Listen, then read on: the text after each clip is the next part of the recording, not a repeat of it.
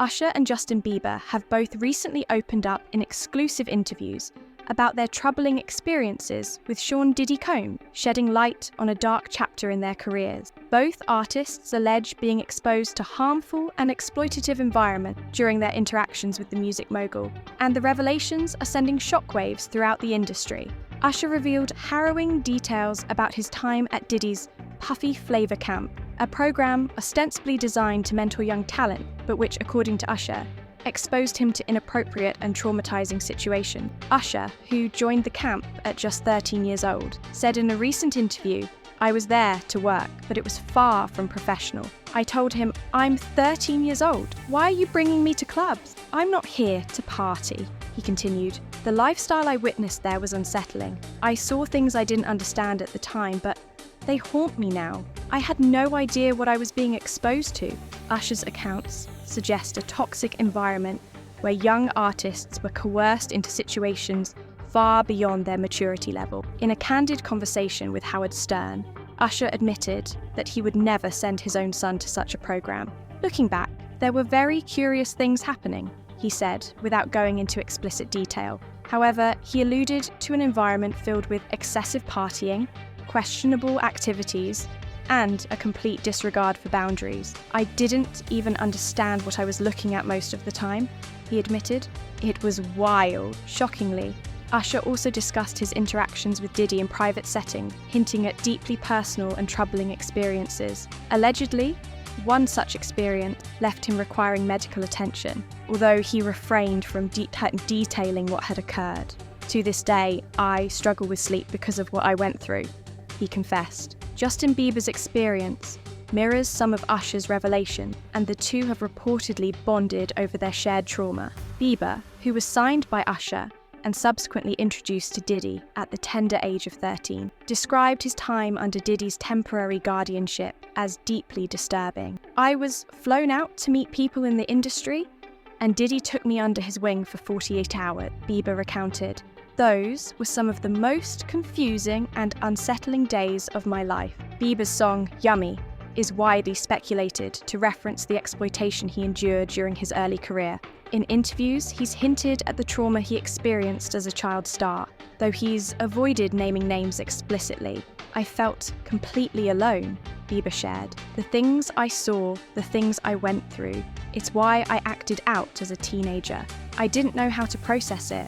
Allegedly, Usher's decision to hand Bieber over to Diddy, despite knowing Diddy's reputation, was part of a larger effort to secure favour in the industry. Industry insiders suggest that Usher's own experiences with Diddy had normalised such behaviour for him. However, Usher has since expressed regret, acknowledging the harm that may have come to Bieber during that time. "I was young too," Usher admitted.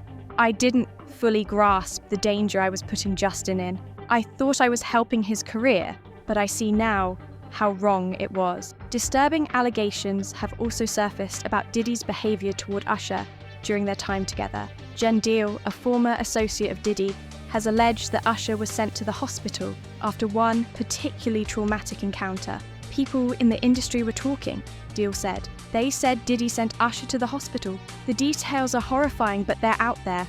Bieber's parents have also faced criticism for allowing him to enter such an environment at a young age. "They trusted the system, but the system failed," a source close to the family said. Bieber himself has stated that his trauma contributed to his struggles with substance abuse, as he sought to numb the pain of his early experiences. "I turned to drugs because I couldn't cope," Bieber revealed. "I didn't have the tools to deal with what had happened to me." The allegations against Diddy have only grown in recent months, with new lawsuits and testimonies painting a chilling picture of systemic abuse. A federal case against Diddy alleges that he orchestrated freak-off parties where minors were allegedly exploited and subjected to abuse. Tapes from these events, reportedly recorded by Diddy himself, have been handed over to authorities, fueling the investigation. The legal proceedings have also implicated other high-profile figures, including Jay-Z. A lawsuit filed by an anonymous woman alleges that both Diddy and Jay-Z assaulted her at an after-party following the MTV Video Music Awards in 2000. The woman, who was just 13 years old at the time, claims she was drugged and attacked by the two men. while others looked on. Both Diddy and Jay-Z have denied the allegation, but the case is moving forward. The entertainment industry's history of protecting powerful individuals at the expense of victims is now being scrutinized like never before.